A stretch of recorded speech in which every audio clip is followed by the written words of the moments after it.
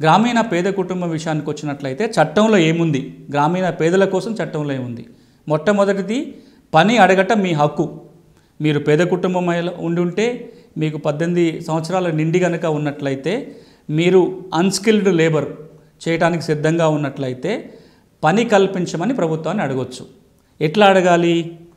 ఎవరైతే ఈ పని చేయడానికి సిద్ధంగా ఉన్నారో జాబ్ కార్డు కోసం దరఖాస్తు పెట్టుకోవాలి. మీకు అర్హత ఉన్నట్లయితే జాబ్ కార్డు జారీ చేస్తారు. అది ఒక 5 సంవత్సరాల కాలం పాటు వ్యాలిడ్గా ఉంటుంది. ఈ జాబ్ కార్డు ముందు పొందాలి. జాబ్ కార్డు కోసం మీ గ్రామంలో దరఖాస్తు చేసుకోవచ్చు.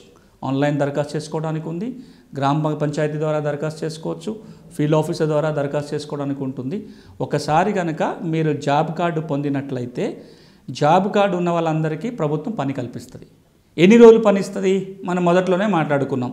ఆ కుటుంబంలో ఎంతమంది దరఖాస్తు పెట్టుకుంటే అంతమందికి కలిపి కనీసం 100 రోజుల పని, అంతకంటే ఎక్కువ ఉంటే ఎక్కువ కూడా ఇవ్వచ్చు, కానీ కనీసం 100 రోజుల పని ప్రభుత్వం కల్పిస్తుంది. ప్రభుత్వం కల్పించిన పని మీరు చేయాల్సి ఉంటుంది.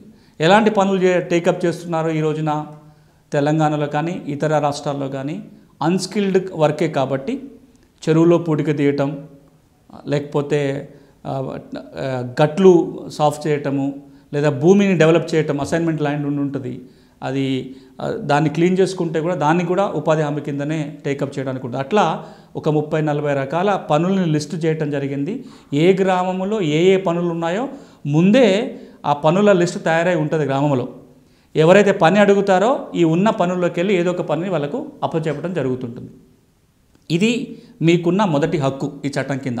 పనిని అడగటం మీ హక్కు, పనిని కల్పించాల్సిన బాధ్యత ప్రభుత్వం మీద ఉంటుంది. మరి ప్రభుత్వం పని కల్పించలేకపోతే ఆ ఊళ్ళో పని లేదు, లేదా ఇంకో కారణం వల్ల మీరు పని అడిగినా సరే ప్రభుత్వం పని కల్పించకపోతే పరిస్థితి ఏంటి? చట్టం ఏమంటుందంటే మీరు పని అడిగిన వారం రోజుల లోపల మీకు పని కల్పించాలి. అలా పని కల్పించలేని సందర్భంలో, అంతేకాకుండా సంవత్సరానికి కనీసం 100 రోజులు పని ఇవ్వాలి. ఒకవేళ 100 రోజులు పని ఇవ్వలేని సందర్భంలో ఏదైతే 100 రోజుల కంటే తక్కువ రోజులు ఉంటాయో ఆ రోజులకి నిరుద్యోగ వృత్తిని ప్రభుత్వం చెల్లించాల్సి ఉంటుంది. ఉదాహరణకి ఒక కుటుంబంలో 2 అడల్ట్ మెంబర్స్ ఉన్నారు, ఇద్దరు కలిపి 100 రోజుల పని కల్పించాలి. 50 రోజుల పని మాత్రమే ప్రభుత్వం కల్పించినట్లయితే మిగతా 50 రోజులకి నిరుద్యోగ వృత్తి అడగొచ్చు. లేదా నేను పని కోసం దరఖాస్తు పెట్టుకున్న వారం గడిచిపోయిన తర్వాత కూడా నాకు పని కల్పించలేని సందర్భంలో కూడా 100 రోజుల కనుక లోపే ఇంకా చేసి ఉంటే, ఇంకా 100 రోజులు మించకుండా ఉన్నట్లయితే వారం దాటిన తర్వాత కూడా నిరుద్యోగ వృత్తి అడగొచ్చు. పని ఎందుకు అడుగుతాము?